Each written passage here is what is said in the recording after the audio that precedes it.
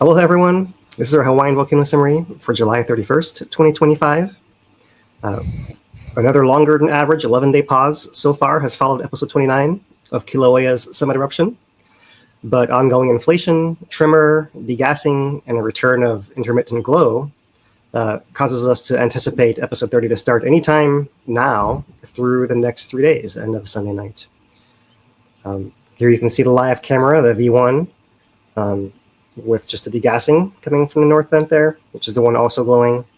And we'll switch to show you guys the V2 camera, which is currently now in fog, which was visible earlier, and the V3 view from the side as well. So not a lot to see right now, but we'll keep an eye on what's happening here as we go through our update. What's happened over the last 10 days or so, you can see through these nighttime views of the S2 camera. What you're seeing or not seeing is a very little glow. There is not a whole lot of glow visible on this camera. The glow that popped up in the last night is too faint to be seen in this camera, so it's really been pretty quiet visually for the last week. We have our tilt plot for the last month here, showing the summit in blue with the buildup between episodes causing this rise, and an episode occurs, it causes our drop in ground tilt.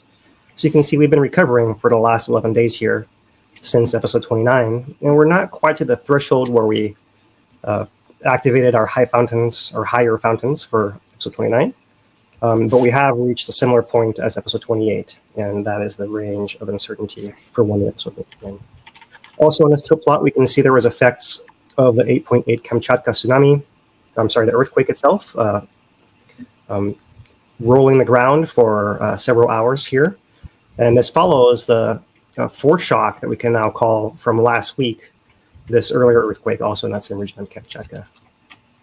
And overall, this fits within a pattern that we've seen over the last 3 months of episodes building up and relieving pressure. And so here we are waiting for the 30th episode of the ongoing eruption.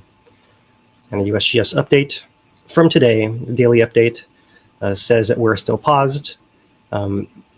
Incandescence remains very low, and rare and faint glow is visible again from the north vent starting early this morning.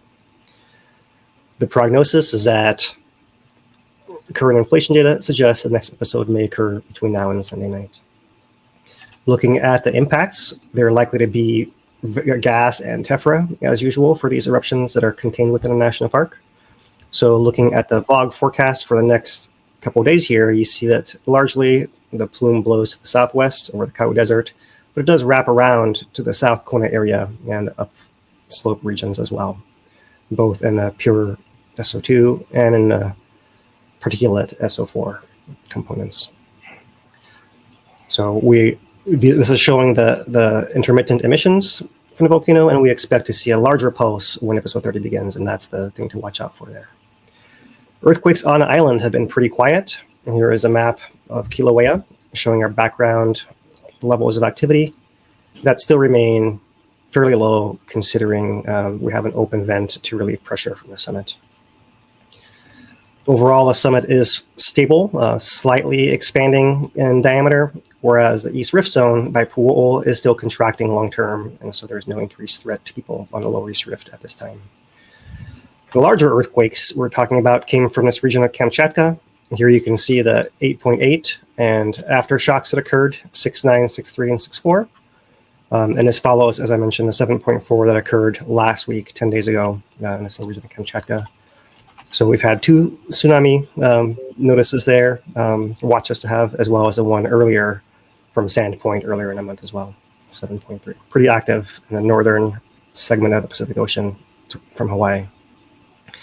So to wrap it up here, we'll just show you guys this propagation model put out by NOAA of the origin of the tsunami. It wraps past Hawaii and impacts the entire Pacific Basin. And you can see the effects could have been quite widespread if there was more damage.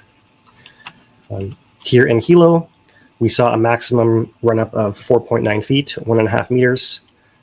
Through a series of these oscillations that you see the ocean receding from a parking lot where it's surged into, and it comes over and over again in and out from the island itself and a parking lot. So not too bad in Hilo, with the largest impact in Maui, slightly larger, but no real damage to speak of. And that's our Hawaiian Volcano Summary for this week.